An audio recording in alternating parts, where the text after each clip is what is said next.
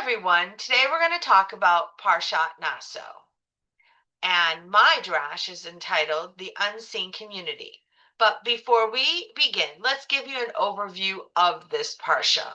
So just a quick note as well, this Parsha is not the same in the diaspora as it is in Israel. Israel will not get to this drash or this Parsha until June 12th. But today, this is the Parsha for the diaspora. So Naso is the longest portion in the Torah. It includes the census of the Levite families, the laws that shape communal life, the Sotah and Nazir passages, the Birkat Kohanim, and the offerings of the tribal leaders, all focused on how a sacred community is built and sustained. This week in Parshat Naso, we meet two groups who rarely get any attention, and those are the people that I like to call the unseen community. First, the Torah tells us that anyone who becomes tamei must be sent outside of the camp.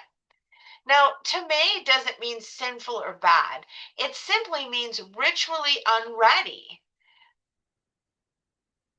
Usually because of a normal human experiences like illness, bodily processes, contact with death. These are the people who step outside of the camp, not because they did something wrong, but because life touched them in a way that requires a pause. The Torah describes their leaving in detail, but it never describes their return. It doesn't explain a ritual or a process or a roadmap or instructions back.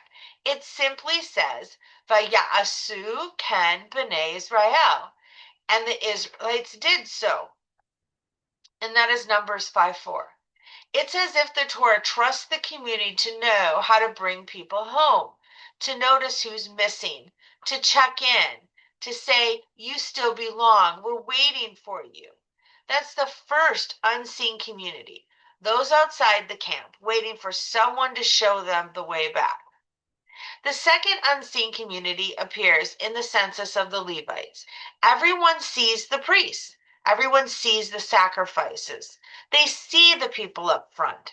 But Naso spends dozens of verses, dozens, listing the people who carry the curtains, the ropes, the pegs, the sockets, the quiet, unglamorous work that makes the Mishkan stand.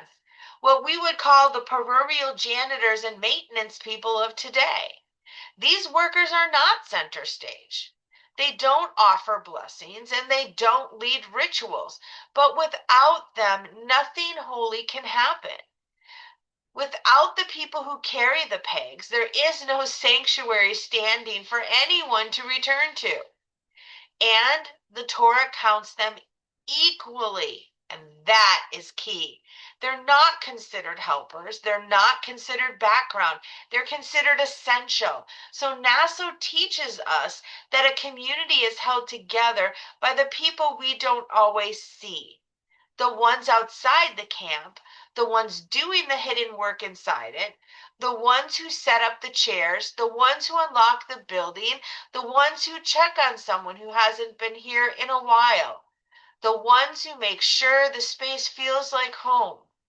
Holiness depends on these people, not just the people who stand up front and give the drash or the ones who read from the Torah. It's our janitors, it's our maintenance people, it's the people who care enough to help those in hospice, it's our stay-at-home mothers who build our homes. Holiness depends on them.